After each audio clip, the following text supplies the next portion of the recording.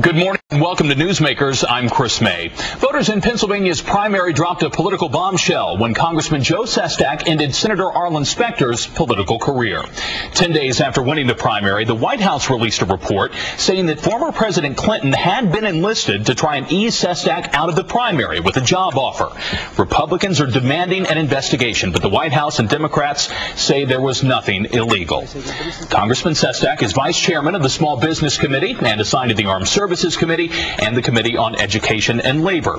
His Republican opponent, Pat Toomey, has been invited for a separate interview. But for this morning, Congressman, good morning. Thanks for being with us. Good to be with you. You are certainly in the middle of this firestorm with the White House, admitting after months of stonewalling that they had, in fact, offered you a position to come out of this race. We learned this week that they had done the same thing with a candidate in Colorado. Is the White House practicing kind of a cynical form of politics, trying to push people out of these campaigns? Well, look, for me, and that's all I looked at, it was pretty simple. The establishment of Washington, D.C. didn't want me in the race. But I wanted to stay and fight, and that's what I did. Anything else to me is just political gamesmanship. And that's what's happened to Washington, D.C. They've forgotten about the policies that actually matter to people who've been slammed in a pretty savage recession. And so, Chris, all we've done is just continue to talk about what matters to Pennsylvanians, and that's the issues. I think a lot of people do wonder, though, Congressman, why you were willing to stay so silent on the matter for as long as you did. You knew exactly what had happened from the very beginning. Why didn't you come clean and put everything on the table for the voters? Well, as I said, this was a conversation from a former president of the United States.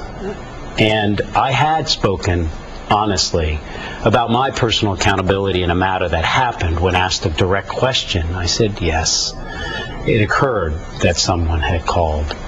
But anything beyond that, I felt was for others to talk about their role, because I didn't feel comfortable. Actually, I didn't think it was right for me to talk about a discussion with a former president of the United States, President Clinton, whom I had worked with.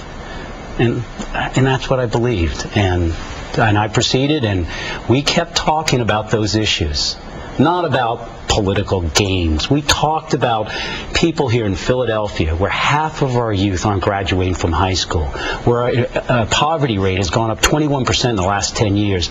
Let's fix that. And that's what people want us to talk about. You have described that single phone call from President Clinton, but in the report from the White House, they cited efforts in both June and July of last year to reach out to you. What other contacts were made between the White House and you or any representatives from both sides? Zero. None. Just that one phone call that lasted about 30 to maybe 60 seconds. Actually, it was inside of a larger phone call where the president called, "How's the race doing?" As he checks in every so often, because as you know, I used to work for President Clinton when I was a young Navy captain. Well, let's say younger, on the National Security Council as his Director of Defense Policy and all. But when they talk about efforts in both June and July, you can't have one phone call that lasts 2 months. Well, there was only one to me. Did you or did anyone from your campaign have any contacts with Jim Messina at the White House? No. Are there any emails, any kind of written correspondence that exists between the White House and you or your campaign discussing any of these job offers? No, honestly, Chris, there was just that one phone call. And it's interesting. We just kept on fighting. Look, we knew that the establishment didn't want me in the race. But I consciously decided not to run for my congressional job, to show people it's not about Joe Sestak's job. It's about your job. And so now people seem to be interested in my job. No, Chris, and you know me. We're going to constantly, as I walk out of here, go meet with some people and talk about small businesses and a 15% tax credit. Because we could soak up, for every new payroll created, 5 million of the unemployed in America in the next 2.5 years. That's what we're going to do. We go to Washington, D.C. Change the focus of that away from politics towards principle and towards policies that help working families. The position that was offered to you was said to be an unpaid advisory position that would have allowed you to stay as a member of Congress. Was that the only position? Was there any paid position that you were ever offered? No, actually, I didn't know too. I heard last week that it was paid or unpaid. I mean, I heard the words president, board. I thought I heard intel, and I kind of almost, and I did it with a lot of respect, interrupted the president and said, "Mr. President, no. And we moved on. Do you believe the president was aware of the conversations that took place, the conversation that took place between you and President Clinton?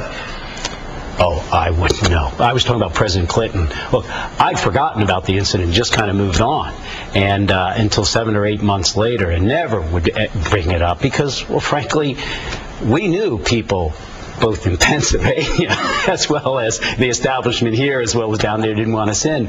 But you know what? I took that 67 county tour in July. Remember, I had spoken to you about that when people were telling me they didn't want me in, and I went to see how it was. I'll never forget a farmer I met in one of the counties, and I said to him, Potter County, and I said, hey, how's the recession? And he said to me, not too bad.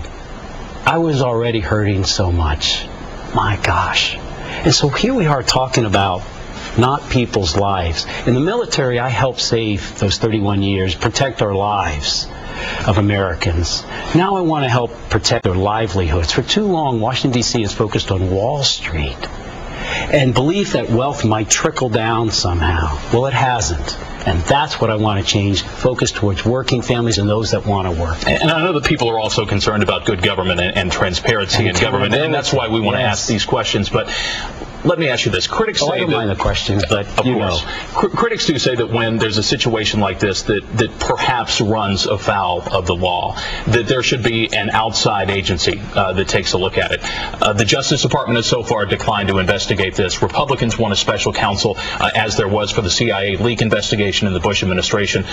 Having been a member of Congress and having had some oversight responsibilities yourself, is the public better served when an outside agency comes in to take a fresh, unbiased look at what may have happened? Yeah, look, if I had thought, even for a moment, anything wrong had been done, I would have been the first one to say so.